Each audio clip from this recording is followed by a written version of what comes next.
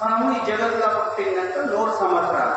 ఇప్పుడు మూమెంట్లలో 100 సంవత్సరాలు లేవు, 60 సంవత్సరాలు, ఇంకా ముందు ముందు 40 సంవత్సరాలు, పిదప 20 సంవత్సరాలు, తర్వాత 12 సంవత్సరాలకే ముగిసిపోతారు. ముంగటికి 12 సంవత్సరాలే మొత్తం రాబట్టుకోవాలి. అట్లా చిన్న బాలికలు 5 సంవత్సరాలకే పెద్ద మనుషులు అవుతారు, 6 సంవత్సరాలకే పిల్లలు పడతారు, 10 సంవత్సరాలే ముగిసిపోతారు. మగ పిల్లలది 12 సంవత్సరాలు. ముందుకు వచ్చేటటువంటిది ఇలాంటి ఒక జీవనాలు ఉంటాయి. ఇప్పుడు ఉన్న జీవనాన్ని శాస్త్రం చేసుకోండి.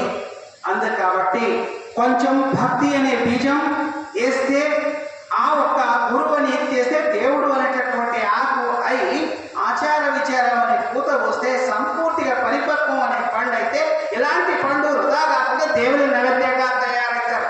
అసుంటి బీజమన తయారు కండి. అయితే నాకు సంతోషం ఉంటుంది, మీకు సంతోషం ఉంటుంది.